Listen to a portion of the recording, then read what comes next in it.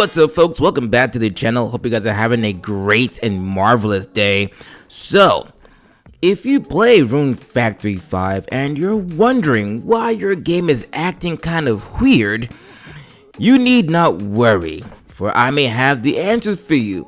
From Sankaku Complex, Rune Factory 5's bugs possibly due to Western implemented same-sex relationships. Here we go. Yup, and y'all already know we gotta talk about this. We have to talk about this, and I've got some stuff to show you. It sure as hell pissed me off, and I'm sure it'll do the exact same thing to you guys. Before we go any further, please don't forget to subscribe to the channel for more daily nerd and geek culture content I post on this channel daily. Help me reach the goal of 1,000 subs. Follow me on Instagram as well. I'd really appreciate that. Now let's talk about this. Okay, so it said despite the abundance of awful bugs and glitches occupying Rune Factory 5, it was recently learned that those bugs may in part have been due to the same-sex relationships the localization team implemented in the Western version of the game, later being included in the Japanese version as well. Fire them. I don't know what's up with these companies and keeping people who don't intend on just doing their jobs and have ulterior motives like this. Start getting rid of them and watch how things change. That is the only way to fix and rectify this problem. It goes on to say the bugs and inconsistencies arose in the localization process where individuals on the Western development team decided to alter the game and demanded the original creators capitulate to their changes, as they admitted in their own blog post from 2021. Now, mind you, this is a review of Rune Factory 5 from IGN. IGN gave this game a 6 out of 10. Here is what they had to say about this exact same game. Simply put, Rune Factory 5 runs terribly on the Switch. The controls are slippery and imprecise, an issue exacerbated further when playing docked, where significant input lag causes action to take longer than you'd expect. That often made me overshoot the plot of ground I was trying to water, the spot I wanted to place a piece of furniture, or the monster I was trying to whack with my sword. The technical jankiness is especially frustrating during combat, with input lag making it challenging to dodge enemy attacks, and the slippery controls making movement awkward and chaotic. This is from IGN, fam. They are not a fan of this game. Crazy. Now here's a blog post we're talking about here. We asked for same-sex marriage to be included in the game as early as 2018 and felt optimistic after it appeared in Story of Seasons, Friends of Mineral Town. We asked our main liaison with the development team, Marvelous Localization Department in Japan, to check their plan for same-sex marriage. They confirmed that it was not planned for Rune Factory 5, but that they would ask about the possibility of adding it. At the same time, Marvelous Localization team laid some ground rules for its implementation to make sure that players would have the same experience regardless of which character they pursued. You see that, guys?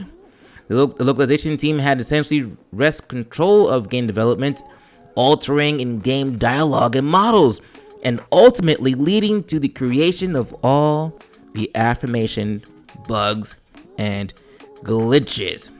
And the best part of all this is Sankaku Complex was generous enough to give us some examples like these right here. Murakumo is a bit confused or just delusional. I am not dating him. The caption says, drop by anytime if you feel tired. It'd be my privilege to help my weary boyfriend get some well-deserved rest. Another one. Since the localization made every character bi, this line probably was originally, quote, that's how all the cool guys invite girls out. As you guys can see at the bottom it says, it didn't, dang how strange, Heinz. That's how all the cool guys invite people out. Yeah, they jacked this up. all in the name of forced inclusion. Like we say on this channel all the time, there's nothing wrong with representation. I believe everyone deserves to be represented in video games, entertainment, anime, whatever. You guys get the point.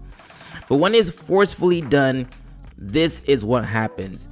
Localizers like this don't need to be working in the gaming industry or any industry at all.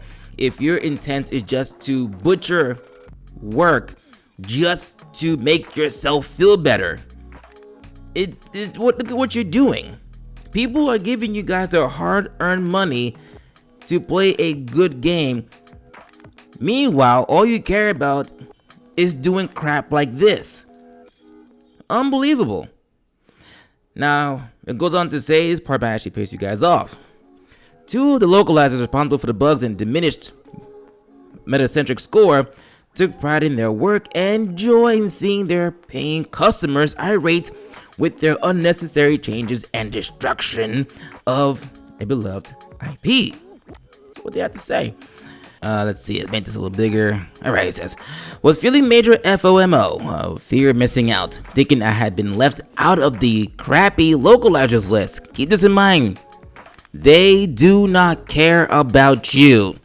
All they care is about patting themselves on the back.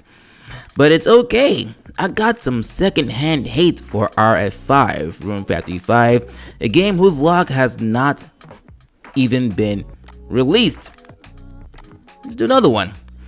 I'm delighted to announce that I worked as an editor on hashtag Rune Factory 5.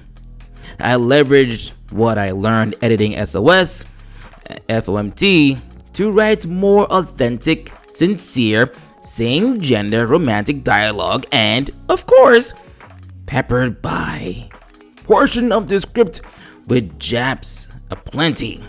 Pictured me and Hubs Akumo. You guys see that they are bragging about destroying a video game. They are bragging about you wasting your money for a crappy video game. Remember these guys' names. I'm not saying go harass them. Please don't do that, okay? Please don't. But keep this in mind. Localizers like these don't care about giving you guys good work. It is why I despise a lot of SJWs, especially in the entertainment biz. They'd rather give you a faulty product also they can pat themselves on the back in the name of political correctness instead of doing their jobs by giving you an amazing completed product. The lengths these people are willing to go just to feel proud of themselves is quite evident by just looking at this game. And game companies need to start laying down the hammer. Start firing these people. Use them to set an example, set the tone. I'm just saying, if I bought the game as a consumer, reading these tweets, right, after spending money on this game, I would be livid.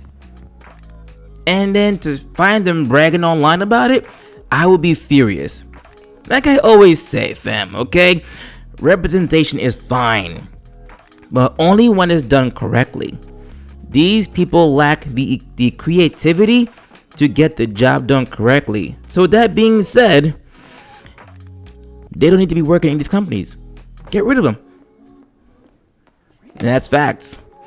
That's all I got for this episode. What do you guys think about this content in this episode?